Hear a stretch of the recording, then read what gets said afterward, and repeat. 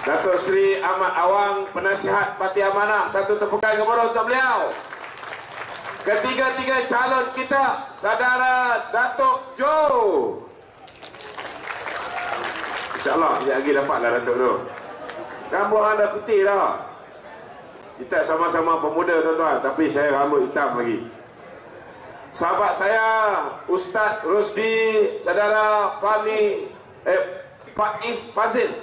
Dia ada Fahmi Fazil, Faiz Fazil. Sama handsome.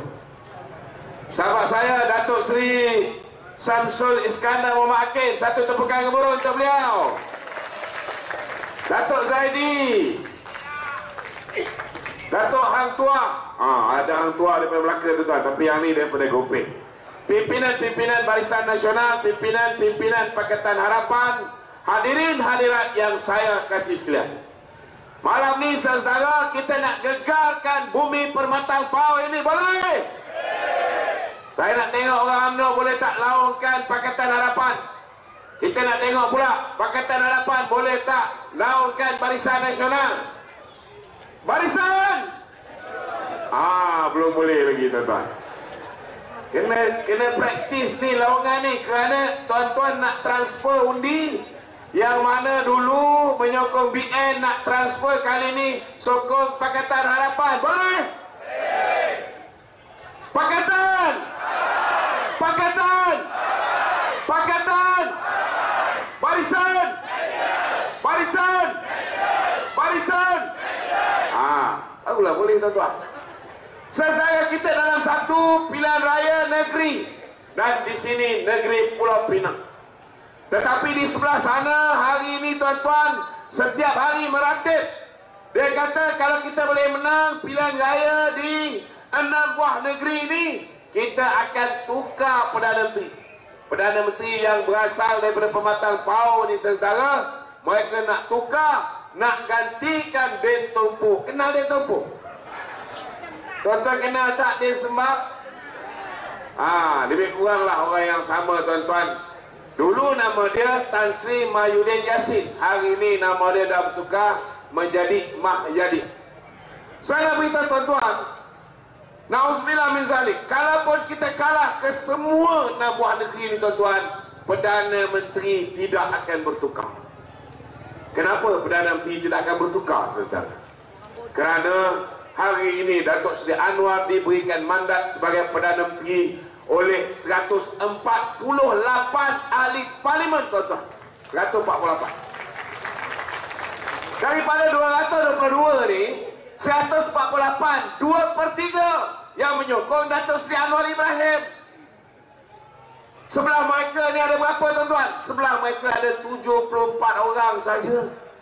Saudara, 74 orang ini boleh tak dia tukar kerajaan? Boleh? Tak boleh. Tidak boleh. Mereka cuba nak membolehkannya. Macam mana cara dia saudara? Mereka awal bila mereka menang 73 kursi, belum menang lagi di Padang Serai. Mereka baru menang 73 kursi tuan-tuan. Mereka mulakan gerakan nak dapatkan kursi Perdana Menteri ini dengan mencuri orang daripada kita. Saudara tengok, itu sebabnya ada ayat, sepotong ayat yang keluar, wa makaru wa makarallah wallahu khairul makirin. Kita lihat nafsu serakah Muhyiddin nak mendapat jadi Perdana Menteri ini. Mereka gunakan duit sehabis baik, duit yang dia sapu, duit jana wibawa, program cukup cantik untuk kaum Bumi Putra. Last kali dapat kat orang Cina, tokey Cina. Yang pergi collect duit pun ialah tokey Cina daripada Pagu, kawan kepada Muhyiddin, yang hari ini sudah pun ditangkap. Orang yang sama tuan-tuan adalah orang yang telah menerima 1.3 juta ringgit bagi pihak Muhyiddin dalam kes UKSB. Cuma bezanya tuan-tuan, bila Mahathir terima 2.6 juta ringgit, tidak ada pendakwaan terhadap dia, kerana dia dituduh sebagai hanya menerima apa yang dipanggil sebagai dana politik. Bila Muhyiddin terima 1.3 juta, ianya dipanggil dana politik. Bila Ihsanuddin Hussein terima, ianya dipanggil dana politik. Bila Syafi'i terima, ianya dana politik. Tapi bila Datuk Zahid terima, ianya rasuah. Nampak tak tuan-tuan beza dia? Saudara, bukan setakat duit jana wibawa mereka sapu. Bila mereka daruratkan negara, saudara, mereka belanjakan lebih 600 bilion ringgit.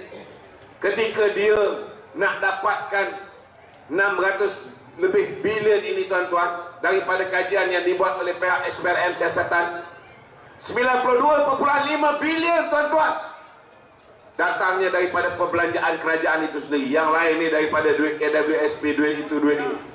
Maka setelah disiasat, didapati punca macam mana SPRM siasat ini bukan kerana baik pihak PH ke pihak BN ke membuat laporan polis, tak ada. Puncanya kebodohan mereka juga. Sebab apa saya kata puncanya kebodohan mereka? Kerana bila ada kuasa, tuan-tuan, mereka salah gunakan kuasa ni. Kemudian duit yang mereka dapat ini mereka gunakan sehabis baik untuk merasuah pengundi-pengundi sampai ianya dilakukan secara terang-terangan. Semua video yang mereka bagi pengundi, baik yang bagi RM150, bagi RM350, yang dia bagi dekat paguh mungkin tak keluar, yang kat Larut sampai RM1,000 tak keluar. Tetapi bila ada siasatan pihak SPRM, 90 orang, tuan-tuan, yang menerima duit daripada Perikatan Nasional setuju beri keterangan. Selepas 90 orang setuju beri keterangan ni, saudara, lebih kurang 10 orang yang memberikan dana kepada Parti Bersatu Perikatan Nasional telah tampil setuju bagi keterangan kepada pihak SPRM. Barulah terbongkar, saudara, duit yang diterima oleh Wang Saiful Wan Jan. Baru terbongkar duit yang diterima oleh naib ketua ataupun timbalan ketua Bersatu Adi Kepung, iaitu saudara Adam Radlan, yang merupakan sepupu kepada menantu Tan Sri Muhyiddin Yassin. Barulah terbongkar penglibatan Tan Sri Muhyiddin Yassin, penglibatan toke daripada paguh tadi, saudara. Punca dia, mereka melakukan rasuah berskala besar kepada rakyat Malaysia yang tak pernah berlaku dalam sejarah Malaysia. Semuanya direkam, sampaikan ada majlis akad sumpah. Belum lepas pilihan raya dah ada majlis akad sumpah. Cuma beza dia, wallahi saya undi PAS, tuan-tuan. Tapi ditakdirkan Allah Ta'ala mereka merasuah pengundi. Walaupun mereka rasuah pengundi, walaupun mereka menghasut, dia kata undi PAS masuk syurga, undi BN, undi PH masuk neraka. Saudara, macam-macam strategi yang mereka gunakan, macam-macam fitnah yang dilemparkan baik pada Datuk Zahid, Datuk Najib dan rakan-rakan yang lain. Mereka menang 74 kursi, tuan-tuan. Tapi boleh tak dia perintah, tuan-tuan? Boleh tak boleh? Tak boleh. Sebab apa mereka tidak boleh perintah, tuan-tuan? Kerana, saudara, mereka merancang, tetapi Allah Ta'ala pun ada perancangan dia. Dan perancangan Allah, saudara, lebih hebat daripada perancangan manusia ciptaan dia. Betul tak betul, tuan-tuan? Buatlah apa saja kekotoran untuk menang pilihan raya. Bila Allah kata kamu tidak akan berkuasa, kamu tak berkuasa. Cuba bayangkan, saudara, kalau Allah Ta'ala tak kurniakan kebodohan kepada Muhyiddin pada November yang lepas. Kenapa ini betul ni, tuan-tuan? Allah Ta'ala kurniakan kebodohan. Macam mana saya tak kata bodoh? Sama ada 82 kursi itu dengan 73 kursi. Yang mana satu lebih banyak, dia tak boleh beza. Dia tetap nak jadi Perdana Menteri. Betul tak betul? Dia tak boleh beza. Tiba-tiba saudara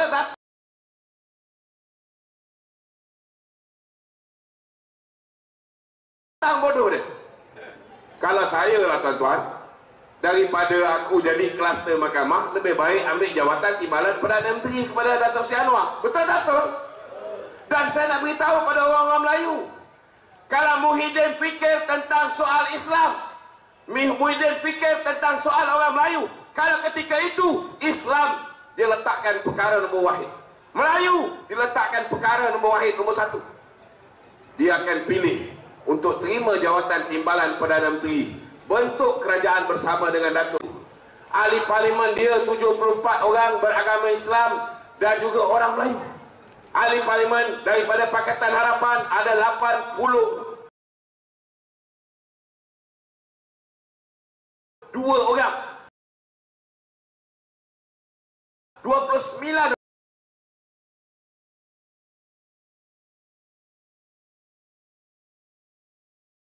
orang Melayu, 29